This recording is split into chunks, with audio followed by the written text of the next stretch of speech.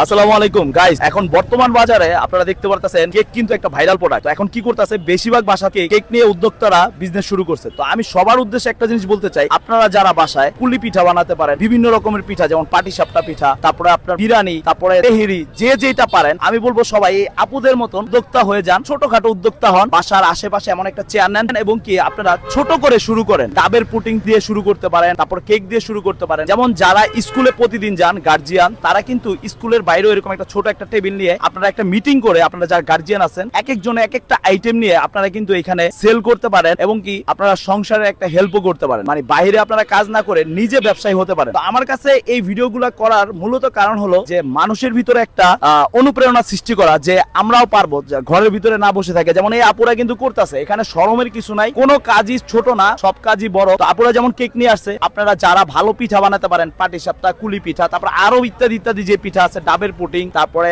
আরো ইত্যাদি যে সব আইটেম আছে, ছোট ছোট আইটেম বাচ্চারা পছন্দ করে, ঘরে যদি আপনারা ভালোভাবে বানান, তাহলে আপনার বাচ্চা, আমার বাচ্চা বাইরের খাবার না খেয়ে ঘরের পরিবেশে ভালো খাবার খেতে পারবে। সেটা স্কুল হোক বা বাইরে হোক, কোথাও আমরা যেখানে ঘুরতে যাই। যেমন এটা হলো, এই লোকেশনটা হলো নারায়ণগঞ্জ সিদ্ধিরগঞ্জ 10 পাই। তো এখানে আমাদের এই দুই আপু এখানে কেক সেল করে, ওনাদের কিন্তু একটা পেজও আছে। আপুর কেক বানানো দেখে আপনারা আবার কেকের দিকে চলে যান না, আপনার যেটার উপরে দক্ষতা আছে, আপনার এমন হইতে পারে পিঠা আইটেমের ভিতরে দক্ষতা থাকতে পারে, আপনার পুটিং আইটেমের ভিতরে দক্ষতা থাকতে পারে, যেমন ডিমের পুটিং আছে, তারপরে বিভিন্ন রকমের পুটিং কিন্তু অনেক আইটেমের আছে। তো আপনারা এই বিজনেস গুলো কিন্তু ঘরে বসে না থাকে, আপনারা কিন্তু ছোট করে চাইলেই শুরু করতে পারেন অল্প ইনভেস্ট দিয়ে। তো অবশ্যই গাইস, ভিডিওটি যদি ভালো লাগে অবশ্যই লাইক কমেন্ট শেয়ার করে পাশে থাকবেন।